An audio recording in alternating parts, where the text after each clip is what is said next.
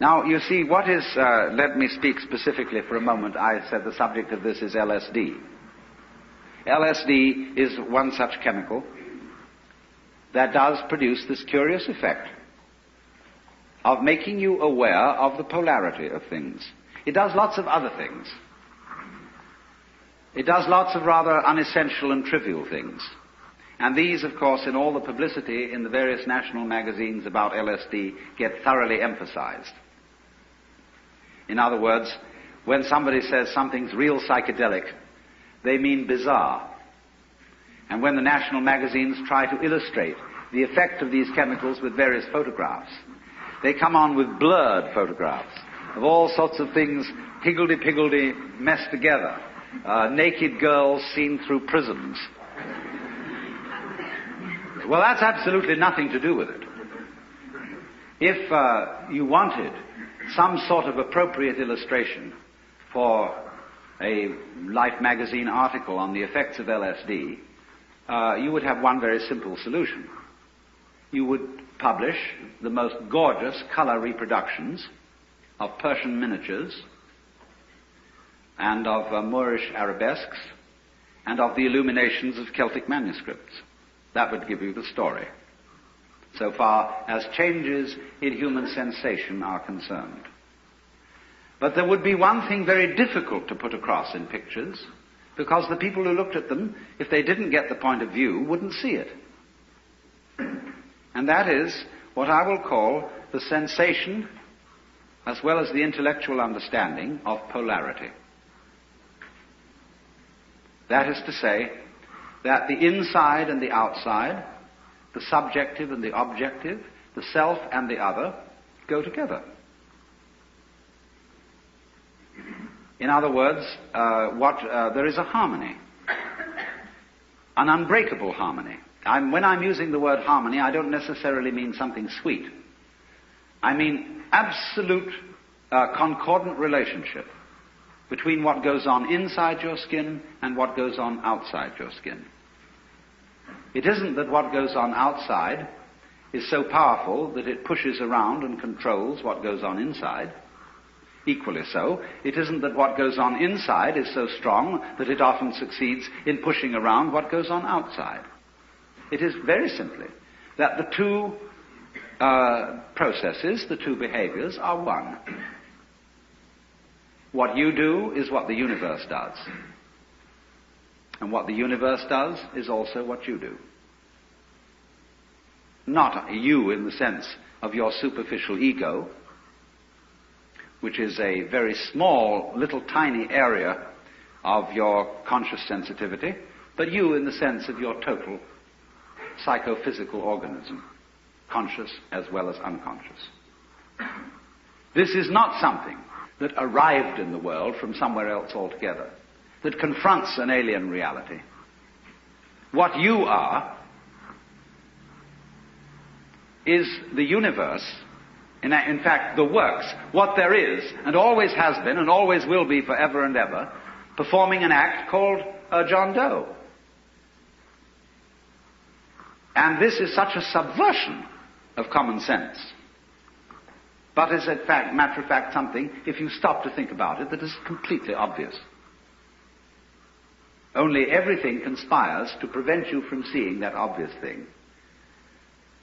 Because when you were babies, practically, all your parents and your teachers and your aunts and uncles and your older brothers and sisters got together and they told you who you were. They defined you as Johnny, who is just Johnny. And don't you come on too strong, Johnny, because, no, you've got elders and betters around here. But you're responsible. You're a free agent. You'd better be. And so, when you are told from childhood that you are expected and commanded to behave in a way that will be acceptable only if you do it voluntarily, you remain permanently mixed up. That, if anything, is permanent brain damage.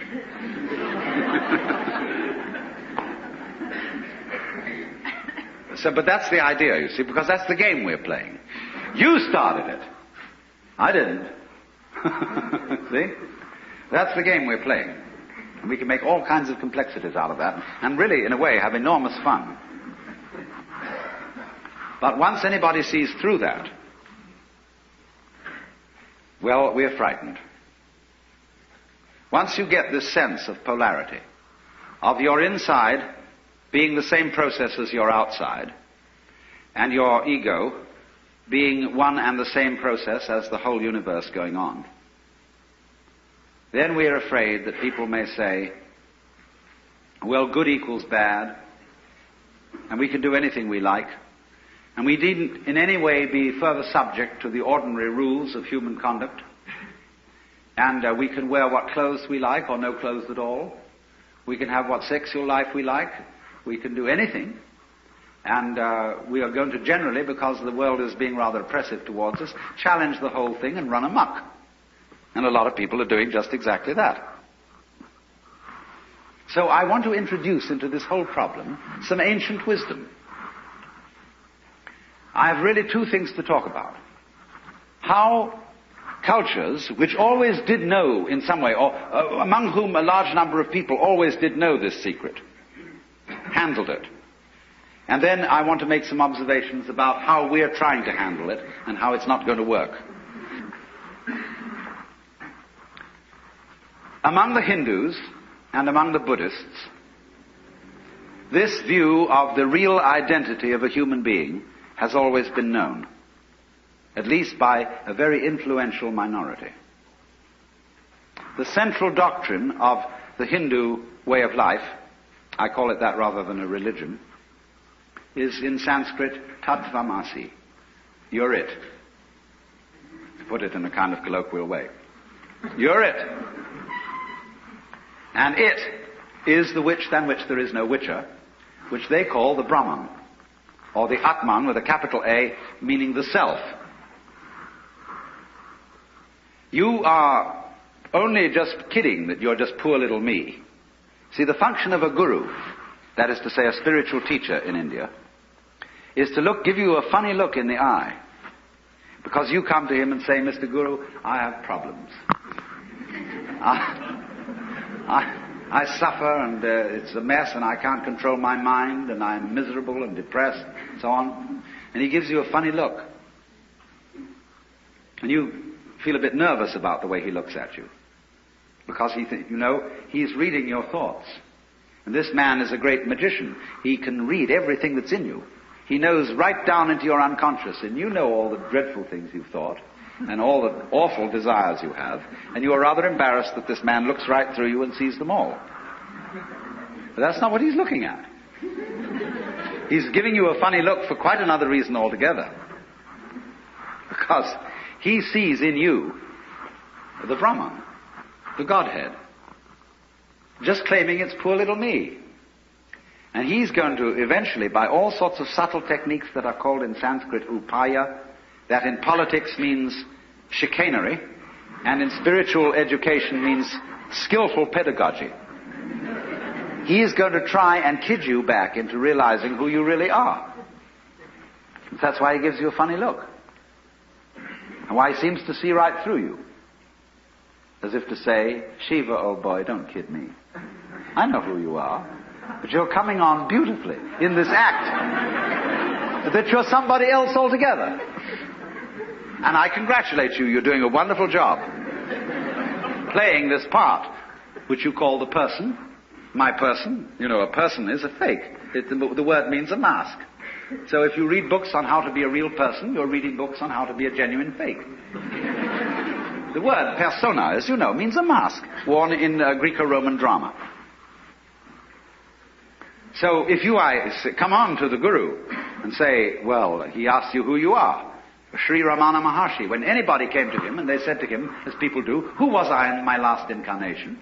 Or will I be reincarnated again? He always replied, who's asking the question? And everybody was irritated because he wouldn't give them answers about what they were in their former lives. He just said, who are you? And he looked at you. Have you looked at photographs of this man? I keep a photograph of him close by because of the humor in his eyes. They're looking at you with a dancing twinkle, saying, come off it.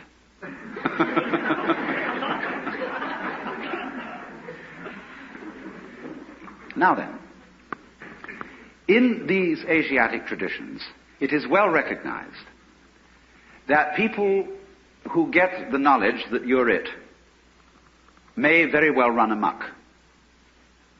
And therefore they always couple any method of gaining this, whether it is yoga, whether it is smoking something or drinking something or whatever is the method, they always couple it with a discipline. Now I know the word discipline isn't very popular these days. And I would like to have a new word for it, because most people who teach disciplines don't teach them very well.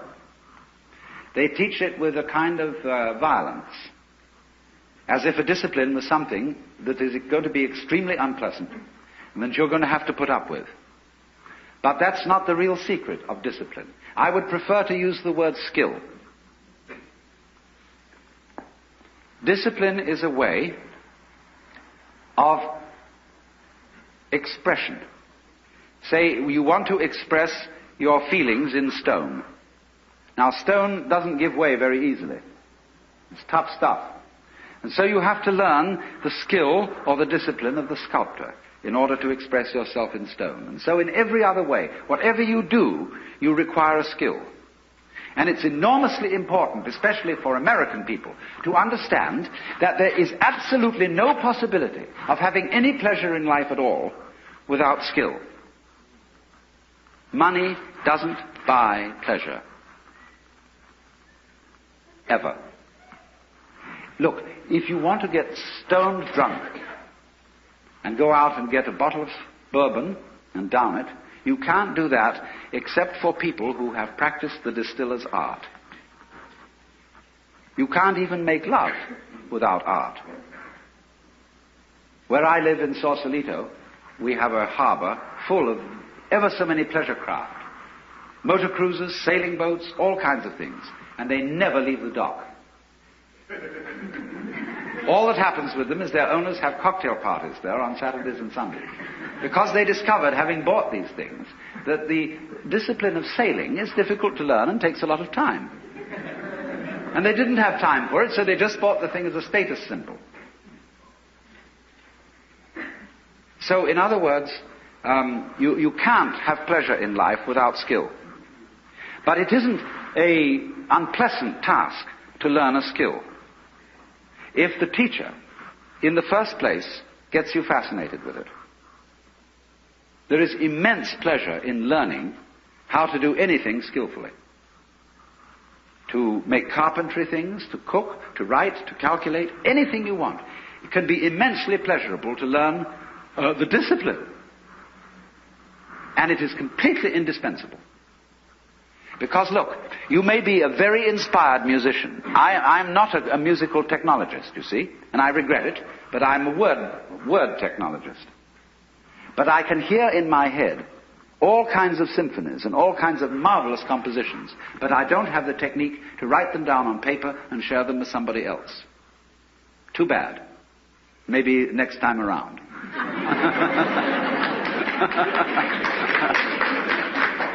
But you see, so far as words are concerned, I can express ideas because I have studied language. And I worked very hard. Not that I didn't like it, I intensely enjoy the work of writing a book, although it is difficult. But it's fascinating. To say what can never possibly be said. So, you see what's happening. What you have to do, you have inspiration, but then you have to have technique to incarnate, to express your inspiration. That is to say, to bring heaven down to earth. And to express heaven in terms of earth. Of course, they are really one behind the scenes. But there's no way of pointing it out unless you do something skillful. You see, we are all, at the moment, absolutely in the midst of the beatific vision. We are all one with the divine, or some, I don't like that sort of wishy-washy language. But we are all there. But we are so much there that we're like fish in water. They don't know they're in water. Like the birds don't know they're in the air because it's all around them. And in the same way, we don't know what the color of our eyes is. I don't mean whether you've got blue or brown eyes, but the color of the lens of your eye. You call that transparent. No color. See, because you can't see it. But it's basic to being able to see anything. So in order to find out where you are, there has to be some way of drawing attention to it. And that involves skill. Upaya in Sanskrit. Skillful means.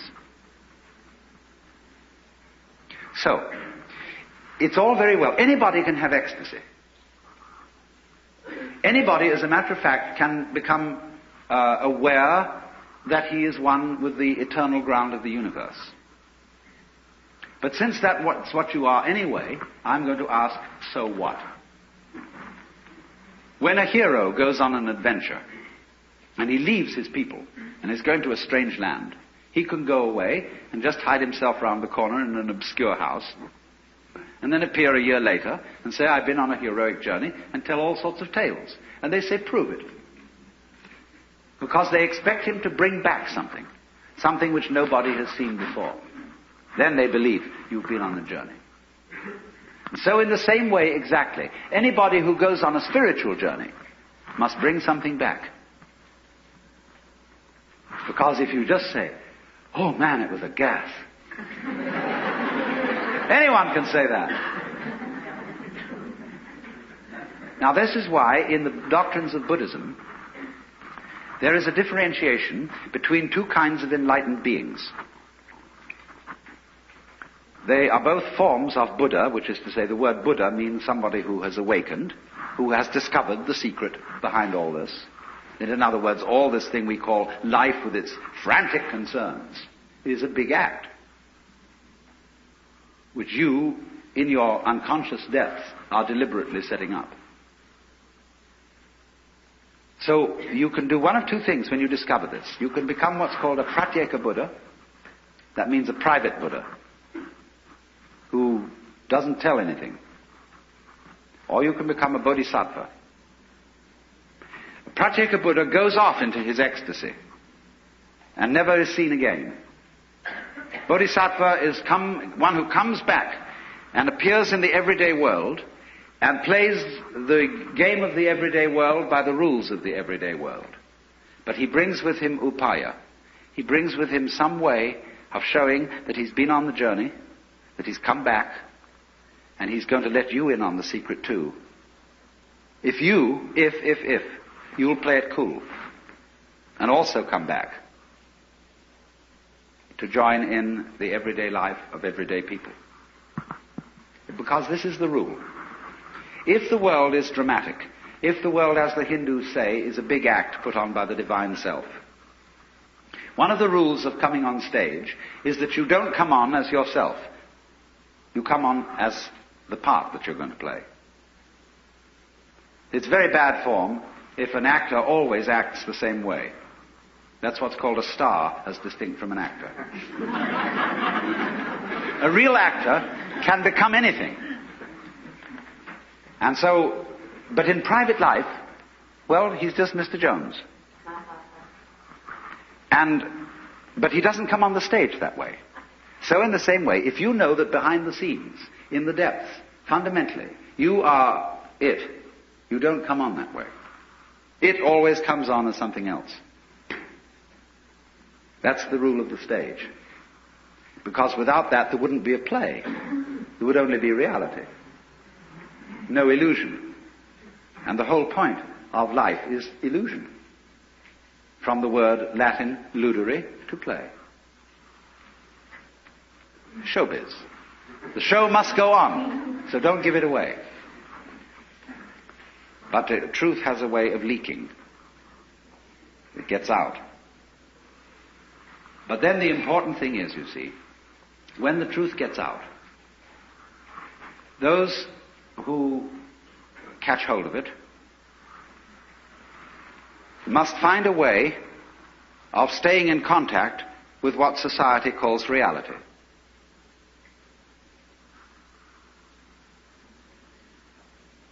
That is to say, if you have a radio, you don't only need an antenna, you also need a ground. So what happens in the world of mysticism, of psychedelic visions and so on, needs to be grounded. So then there are always two directions in which such a discipline works. One, preparatory. In other words, those who taught disciplines for awakening in the Orient were always careful to screen, first of all to screen those who applied, and then after screening them, to make them sensible, so that they knew how to handle the game of ordinary human existence and play it by the ordinary human rules. In other words, that they had strength of character and were not the sort of people who would be wiped out because they had no strength of character by an overwhelming experience. Then they let them in.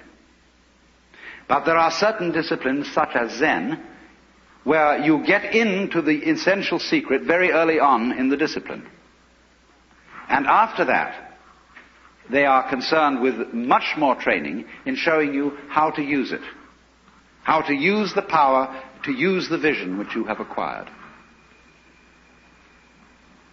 And so it is with the current, what we will call LSD scene, that is raging through the United States. It unfortunately lacks discipline.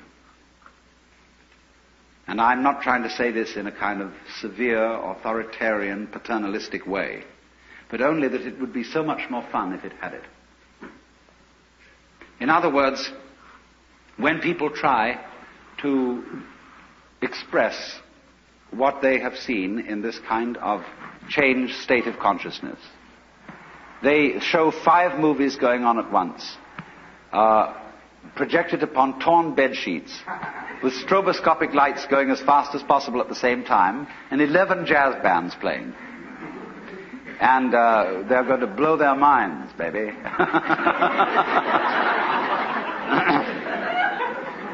And everybody else who hasn't seen this thing look around and say, well, it's a mess. I don't like the looks of it. Let's suppose that while you were very, very high on LSD, you looked into a filthy ashtray and you saw the beatific vision, which is, of course, the case, because wherever you look, if your eyes are open, you will see the face of the divine. Then you come out of your ecstasy with the dirty ashtray and say to everybody, here it is.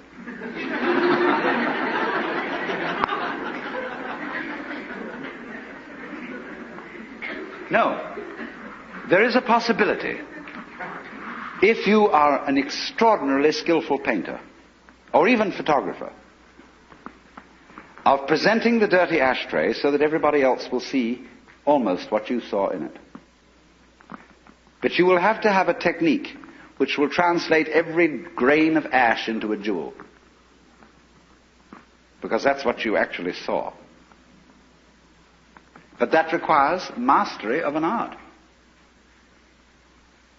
And I'm afraid people think that all it's necessary to do is just throw out any old thing, because under that transformed state of consciousness, any old thing is the works. But nobody else can see it if they haven't shared that point of view. So then, this becomes, for us in the United States, an extremely important social problem. The cat is out of the bag. We are living in a scientific world where secrets cannot be kept. And anyone, anytime, can pick up something which will short-circuit all the ancient religious techniques, yoga practice, meditation, etc., etc. This is all very embarrassing, but it will happen. Not for everybody, but for a lot of people. And they will see what all those sages and Buddhas and yogis and prophets saw in ancient times. And it will be very clear.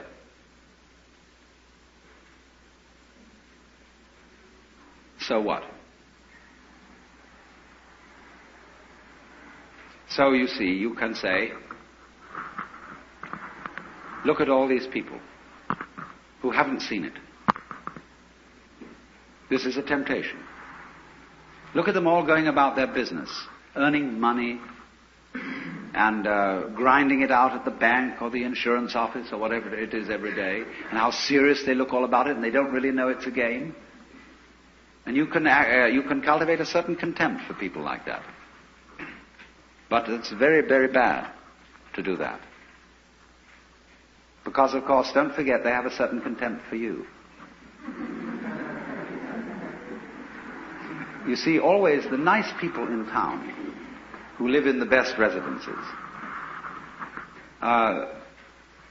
they know that they're nice because there are some people on the other side of the tracks who are not nice. And so at their cocktail parties, they have a lot to say about the people who are not nice, because that boosts their collective ego. There would be no other way of doing it. You don't know that you're a law-abiding citizen unless there are some people who aren't. And if it's important to you to congratulate yourself on being law-abiding, you therefore have to have some criminal classes, outside the pale, of course, of your immediate associates. On the other hand, the people who are not nice, they have their parties. And they boost their collective ego by saying that they're the people who are really in. Whereas these poor squares who deliver the mail faithfully and who carry on what you call responsible jobs, they're just dupes. Or when they earn their money, all they do is they buy toy rocket ships with it and go roaring around and so on, and they think that's pleasure. So the people who are not nice boost their collective ego in that way. Neither of them realizing that they need the other just as much as a flower needs a bee and a bee needs a flower. So when you see the people who you think are not in on the secret, if you really understand, you have to revise your opinion completely and say that the squares are the people who are really far out, because they don't even know where they started. See, an enlightened Hindu or Buddhist looks at the ignorant people of this world and says, my respects. Because here I see the divine essence, having altogether forgotten what it is, and playing the most far-out game of being completely lost. Congratulations. How far out can you get?